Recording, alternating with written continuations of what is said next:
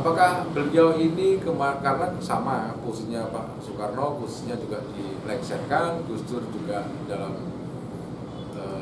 sidang terkait Pulau G pada waktu itu di tahun 2001, bahwa kalau saya membaca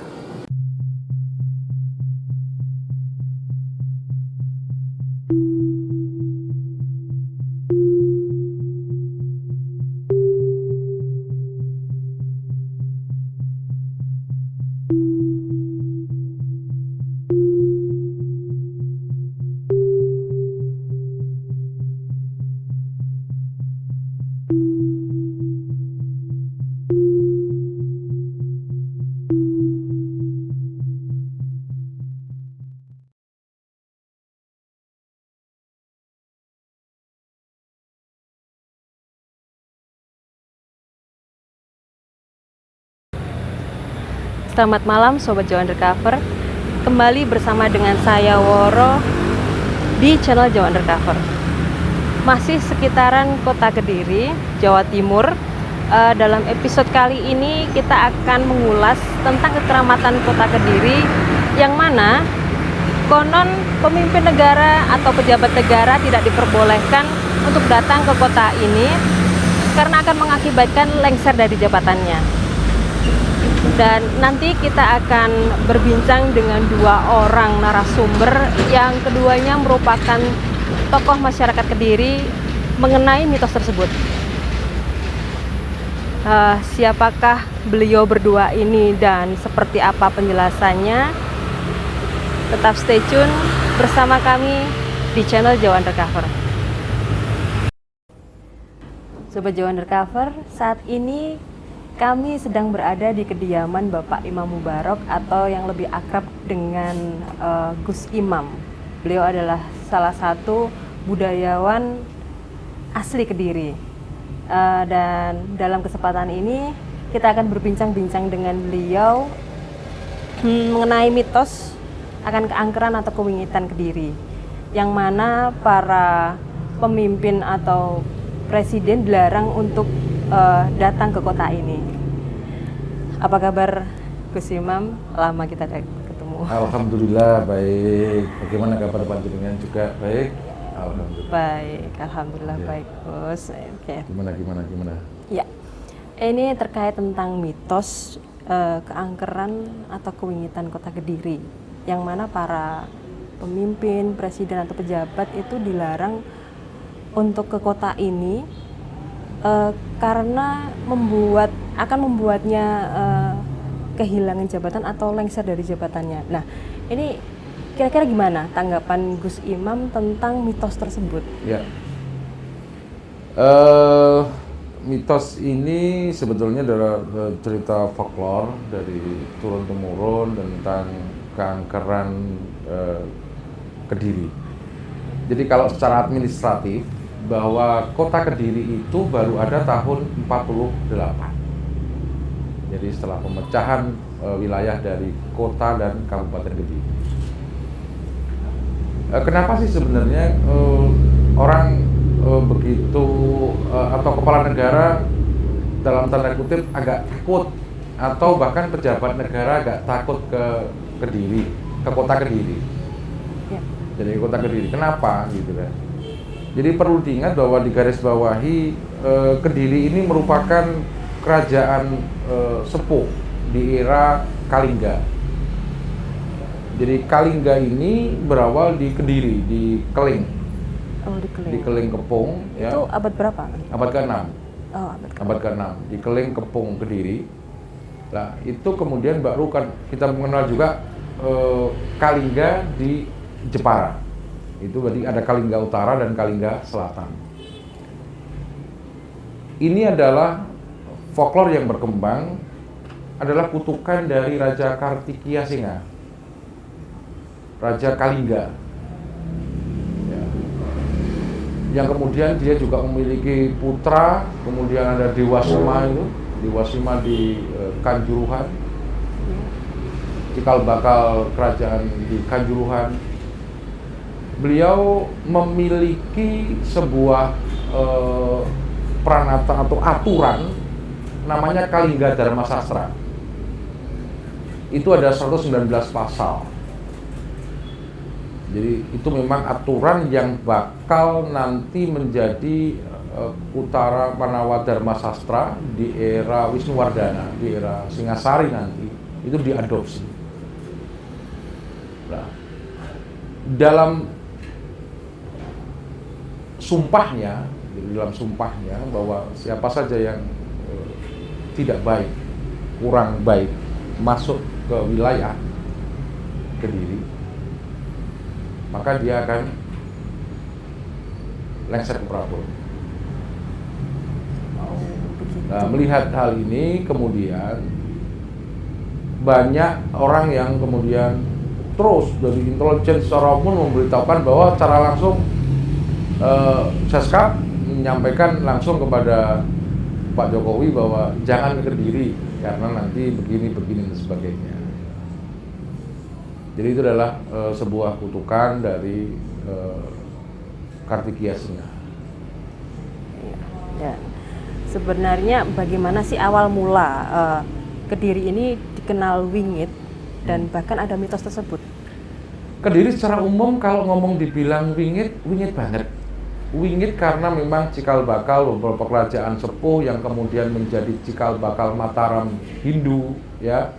Kemudian hingga Wangsa Isana, hingga kemudian di era Kahuripan, ya kan?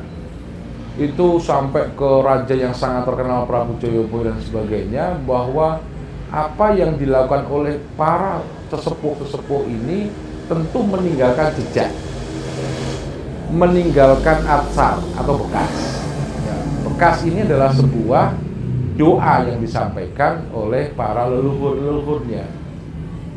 Lah, oh mana sih kebetulan ada pertanyaan, wingit tapi di mana kerajaan Kedirinya kok nggak ada gitu kan? Bahwa kerajaan Kediri itu posisinya jangan dipikirkan bahwa kerajaan itu adalah sebentuk bangunan batu yang ada, tetapi yang ada adalah bekas-bekasnya. Kalau kita melihat secara toponimi misalnya, secara toponimi itu secara kewilayahan, ada beberapa daerah bekas kerajaan, ada Baluwerti, tembok kerajaan, ada Pocanan, daerah Pocanan itu tempat para pendeta, ada daerah Bangsal, ada Stono Betek, Stono Pandi, Kemasan, dan sebagainya. Nah, inilah yang menunjukkan membekas. Ada beberapa daerah, memang tidak konteksnya bahwa kerajaan itu tidak satu tempat. Misalnya dalam kitab Negara Kertagama, di era Majapahit, posisi kerajaan kan tidak satu tempat di sini. Jadi kadang pindah di sana, pindah di sini, sama. Lah, kemana gitu kan? Ada Praloyo, ada bencana yang namanya di era-era, kalau dalam cerita lama bahwa dalam kitab Negara Kertagama misalnya disebutkan bahwa kedahsyatan Gunung Kelot itu sudah sangat luar biasa di era kelahiran Hayam Wuruk, ditulis di situ kan. Sangat dimungkinkan beberapa kali temuan yang ada di ekskavasi yang dilakukan oleh tim Cagar Budaya itu sudah pada lapisan-lapisan ke-7 sampai posisinya, posisi inilah.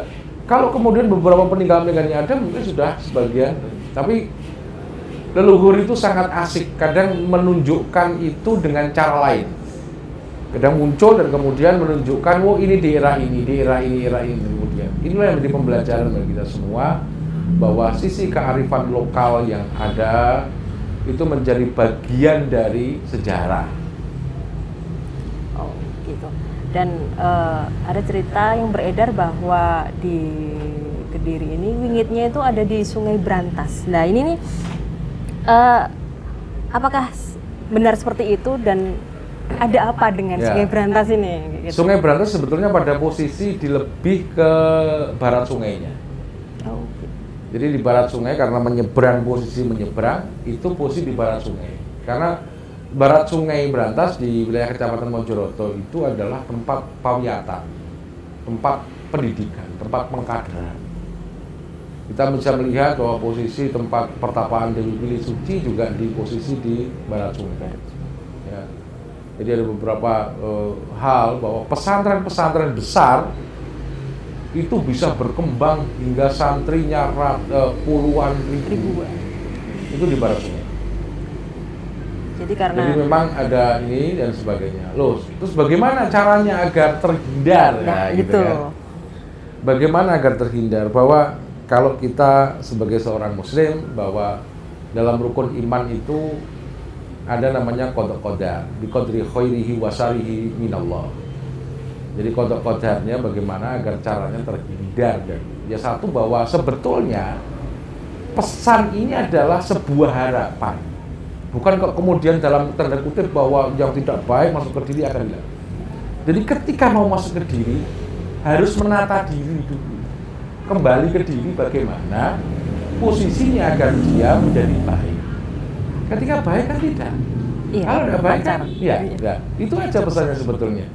Bukan kemudian ini dan sebagainya gitu. Jadi kalau dilihat apakah berdampak kepada presiden-presiden yang pernah ke Kediri, gitu kan? Iya.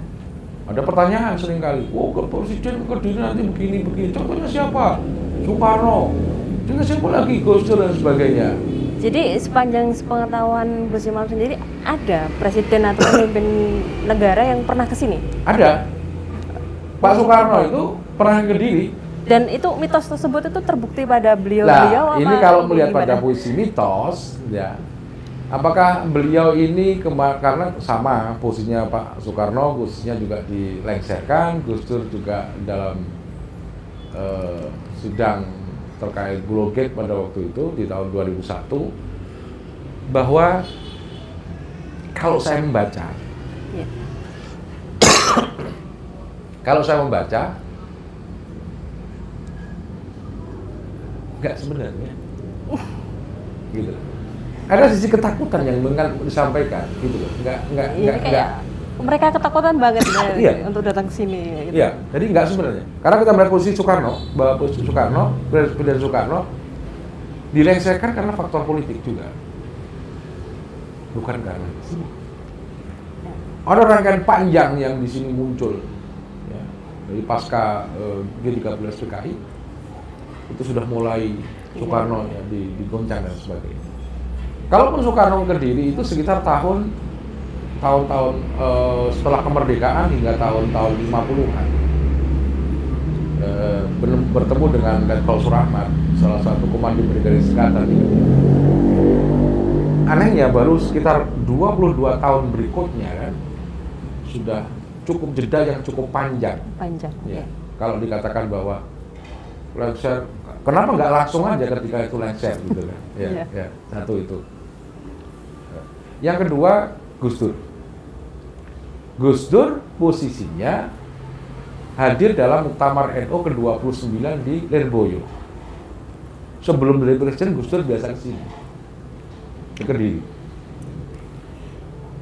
Baru tahun 2001, Gus Dur kemudian lengser. Lengser. Ya, lengser karena juga ada hal tertentu yang kemudian ada buku yang sekarang tahu siapa sebenarnya skenario yang sebenarnya tentang Lengsernya Gus Dur. lengsernya Gus Dur. Gitu ya. Oh, oke. Artinya bahwa kalau kita melihat posisi itu, mitos ini menurut jenengan bagaimana? Apakah nyata? Tidak. Jadi pemirsa dia tahu sendiri bahwa posisi bahwa kemitosan Kediri itu kalau pengen silakan datang saja ke Kediri. Kalau kemudian datang ke Kediri lengser, berarti mitos itu belum expired. Ada tanggal expirednya. Iya. Gitu. Jadi Karena tidak ada yang abadi di dunia ini. Apapun Iya. bahwa tidak ada yang abadi kecuali Allah, dan tidak ada yang menyamai kecuali kekuasaan Allah. Iya. Karena bagaimanapun juga mengenai mitos tersebut kan sebagai bentuk kearifan lokal ya Ya, untuk masyarakat Kediri sendiri, dan sebenarnya baik untuk memberikan warning atau peringatan Ya. kepada mereka, kepada beliau-beliau presiden dan pejabat itu. Ya. Dan ini pun untuk tujuannya mungkin dari para leluhur kita untuk menjaga kejujuran atas. ya. Karena Dari para juga sama pemimpin-pemimpin bahwa putra itu. dari Ratu Sima, Kartikia Singa, pada waktu itu harus dipotong bagian tubuhnya karena mengambil sesuatu yang bukan miliknya meskipun itu adalah raja. Jadi si ketegasan itu dimunculkan di situ. Jadi ketika orang bermunajat betul memohon kepada Yang Maha Kuasa dengan sungguh-sungguh dan membuktikan dengan sungguh-sungguh, maka hal itu bisa menjadi bagian. Secara bioelektromagnetik dalam tubuhnya, dia bermunajat meminta kepada Yang Maha Kuasa, bisa.